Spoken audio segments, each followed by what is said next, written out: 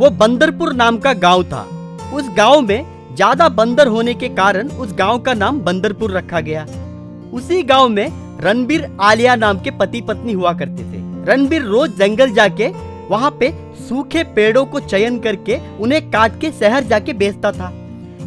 एक दिन रणबीर सूखे पेड़ को मारते वक्त एक बंदर अचानक पेड़ से नीचे सरकते हुए आके पानी में गिर गया। बचाओ बचाओ कह के चिल्लाने लगा। रणबीर तुरंत पानी में कूद के उस बंदर को बचाया। दोस्त धन्यवाद, मैं तुम्हारा उपकार कभी नहीं भूल सकता। चलो मैं तुम्हें हमारे बंदर राजा के पास लेकर जाता हूँ, वो तुम्हें बहुत सम्मान करेंगे। अच्छा है, बंदर भी बातें करते। ये पहली बार मैंने देखा है और सुना भी है। तुम्हें राज्य भी है? ठीक है चलो देखते हैं। कहते हुए दोनों साथ मिलके गए। बंदर अपने पिता बंदर राजा के पास जाकर, पिताजी इनका नाम रणबीर है। आज नदी में बह के जब मैं जा रहा था तब इन्होंने ही मुझे बचाया। रणबीर, तुम्हारे वजह से हमारा राज्य का राजकुमार हमें जिंदा मिला है। उसकी जान बचाने के लिए धन्यवाद। राजा साहब आखिर मैं कहाँ हूँ? आखिर ये जगह कहाँ पे है? आज तक कभी मैंने ऐसी जगह देखा नहीं है। ये ज्वालादीप है। साधारण तौर पे मानव यहाँ पे नहीं आ सकते।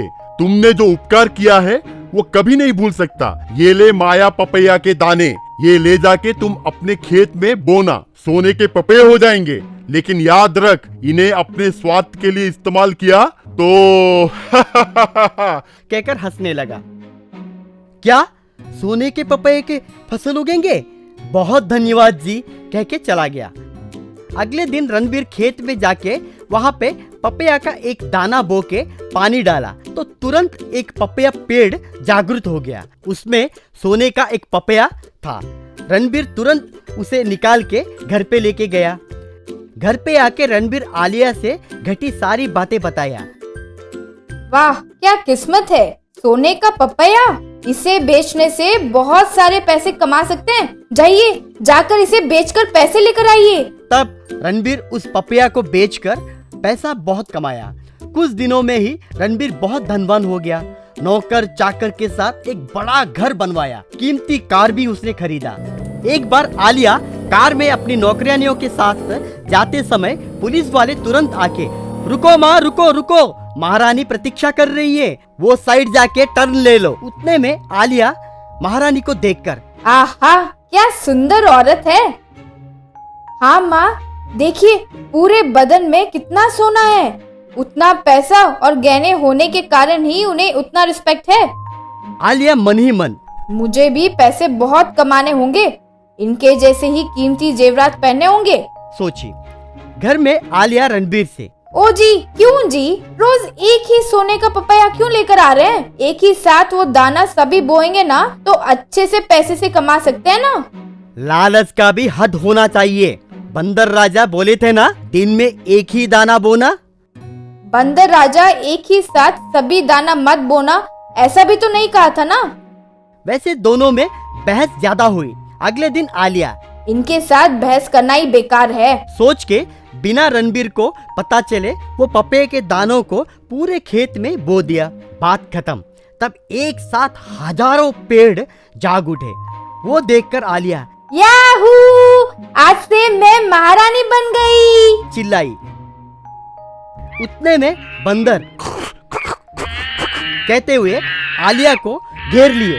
ए बंदर, छी छी, जा जा यहाँ से, छी छी कह के हेल्प हेल्प हेल्प कहते हुए चिल्लाने लगे। उसी रास्ते से आता रणबीर उसकी पत्नी विपत्ति में है जानकर भागते हुए वहां पे आया।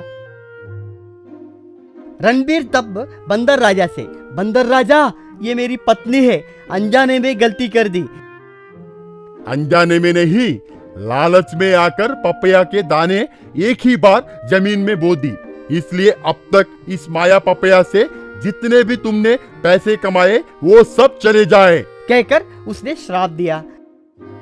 अयो मैंने कितनी बड़ी गलती कर दी, मैंने खुद ही के पैरों में कुल्हाड़ी मार दी, कह के रोने लगी। एक गांव में अजित पाल नाम का एक आदमी रहता था। उसको एक मटन की दुकान थी। वहाँ हर ग्राहक को अच्छा क्वालिटी वाला ही मटन बेचता था। अगर कोई बूढ़े लोग आए तो उनसे कहता था, ओ बूढ़ी माँ, मटन खीमा अच्छा सा मारा हूँ और उसके साथ साथ हड्डी भी डाला हूँ, इसको खा के ना तुम तंदुरुस्त रहना, कहता था। वो सुनकर वो औरत कहती थी, तुम बहुत अच्छा आदमी हो, इसलिए हम सभी लोग तुम्हारे पास आते हैं। तुम सबका बहुत अच्छा ध्यान रखते हो, कहकर उसे आशीर्वाद देके चले जाती थी। अजित पाल बहुत मेहनत करता था, अपने बेटे को शहर में पढ़ाता था। एक बार अजित पाल का लड़का नीरज फोन करके, hey dad, my education is finish, all pass, I come home, you pick up, कहने लगा। अजित पाल ने ये सुनकर, अरे वाह, तू तो बहुत अच्छा अंग्रेजी बात कर रहा है, मगर तू क्या कह रहा है बेटा? ओ dad, yesterday all my friends putting business, I too put business, कहने लगा। ज्यादा बकबक मत कर, मुझे समझ आए जैसा बता। डैडी, मेरे दोस्त खुद के बिजनेस शुरू कर रहे हैं, अपना गांव आने के बाद मैं भी अपना बिजनेस शुरू करूंगा, कहने लगा। नया व्यापार करोगे? तुझे पता है मेरे पास तो इतने पैसे नहीं है, मेरे पास तो सिर्फ ऑटो और मटन की दुकान के सिवा कुछ भी नहीं है। ठीक है डैड, मैं घर आकर सब कुछ बताता हूँ, कहकर फोन लगा दिया। और घर पहुंचने के बाद नीरज ने अपने पापा से, डैड, मेरे दोस्तों ने मिनी ऑटोस, मिनी कैंटीन्स के छोटे छोटे बिजनेस शुरू कर दिए हैं, वो बहुत अच्छा सक्सेस भी हो गए, मैं भी बिजनेस शुरू करूंगा। ठीक है, ऐसे बकवास बातें करना बंद कर और कोई नौकरी पे चढ़ जा। पापा, तुम क्यों मुझे डिस्करेज कर रहे हो? मेरे सारे दोस्त मिनी फूड ट्रक बिजनेस लगाकर कितना पैसा कमा रहा है पता है तुम्हें? देखो बेटा, शहर की जीवन शैली अलग होती है और गांव की जीवन शैली अलग होती है, समझने की कोशिश करो, उसके बाद तुम्हारी मर्जी। अपने पापा की बात कहना ना मान के आखिर में ऑटो में मटन डालकर बेचना शुरू कर दिया। और दूसरे दिन नीरज ने ऑटो लेकर निकला। आ जाओ, सभी लोग आ जाओ, मटन शॉप ऑटो आपके घर के सामने आ गया है, डायल करो 112 बल्क ऑर्डर्स के लिए। इतने में नीरज को एक कॉल आया। मटन शॉप को कॉल करने के लिए धन्यवाद, कहिए तुम्हें क्या चाहिए? मुझे मटन चाहिए। सुपर सर, हमारे पास स्वच्छ, शुद्ध और ऑर्गेनिक मटन मिलेगा। ठीक है, बकवास बातें बंद कर, पहले मेरा ऑर्डर ले ले, मैं चंपकपेट में रहता हूँ। हाँ सर, लोकेशन लगा दीजिए, अगर दूर भी होगा ना कोई बात नहीं, हम लोग पहुँच जाएंगे। अरे ये कैसा आदमी है, पूरी बात सुने बिना ही फोन लगा दिया, कहकर कस्टमर भी फोन लगा दिया। तब नीरज अपने दोस्त से कहने लगा, 250 किलो का मटन का ऑर्डर आ गया है, शायद उनके घर पे शादी होगा, जल्दी चल, कहकर दोनों निकल पड़े। कस्टमर के घर पर पहुंचते ही, सर हम लोग रेडी, आप लोगों को 250 किलो का मटन कब चाहिए बताएंगे तो हम लोग रेडी कर दे देंगे। अरे बेवकूफ, कोई 250 किलो का मटन ऑर्डर करेगा? ऊपर से यहाँ शादी का सीजन भी नहीं है, और तो और लॉकडाउन का पीरियड चल रहा है। मैं सिर्फ 250 ग्राम का मटन पूछा। 25 किलोमीटर दूर से आए, तुम्हें सिर्फ 250 ग्राम का मटन चाहिए? सोचकर नीरज 250 ग्राम का मटन देकर चला गया। तब नीरज को एक फोन कॉल आया। कहिए सर, क्या तुम हमारे घर पर आकर मटन मार सकते हो? हाँ सर, हम फ्रेश मटन मार के देंगे, मगर ग्राम के हिसाब से नहीं मारते सर। ठीक है, पहले तो घर पे आ जाइए। नीरज एड्रेस ढूंढते हुए निकल पड़ा। रास्ते में कुत्ते नीरज के ऑटो के पीछे दौड़ने लगे। नीरज सोचा, यहाँ पर तो बहुत सारे कुत्ते हैं। सोचते हुए कस्टमर के घर पर पहुंच गया। क्या तुम मेरे लिए 10 टुकड़े मार के दोगे? क्या है सर, मैं इतना दूर मेहनत करके पहुंचा तो आप 10 टुकड़े मारने के लिए पूछ रहे हो? मैं आपको पहले ही बताया था, मैं ग्राम के हिसाब से नहीं मारूंगा। मैं आपको ग्राम के हिसाब से कब पूछा? मैंने तो सिर्फ टुकड़ों में मारने के लिए पूछ रहा था। परेशान होकर के 10 टुकड़े मारकर कस्टमर को दे दिया। कस्टमर उन 10 टुकड़ों को लेकर कुत्तों में डाल दिया। क्या मैंने इस कुत्तों के लिए 10 किलोमीटर दूर से आया?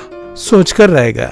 नीरज जहां भी जाए हर कोई छोटे ही ऑर्डर दे रहे थे, मगर कोई भी बड़ा ऑर्डर नहीं दे रहा था। हाँ, मेरे पापा सही सोचते थे, मैं ही गलत था, लेकिन कोई बात नहीं, मैं सक्सेस होकर ही रहूंगा, सोचकर निकल पड़ा। उस गांव के पुलिस स्टेशन में एक एसआई था।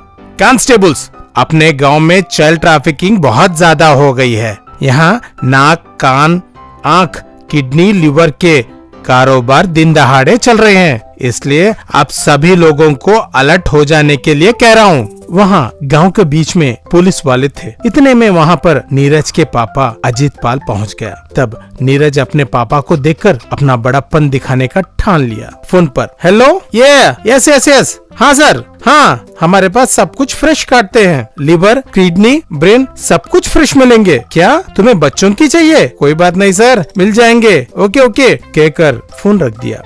लिवर, किडनी, ब्रेन, हार्ट बातें सुनकर वहाँ के पुलिस वाले नीरज को पकड़ के पीटा। अजीत पाल वो देखकर दौड़ते हुए चले आया। सर, ये मेरा बेटा है, ऑटो में मटन रखकर बेचता है, ये वही बात कर रहा था, मेहरबानी करके छोड़ दीजिए, इसे कुछ भी पता नहीं। थोड़ी देर पहले लिवर, किडनी की बात कर रहे थे ना?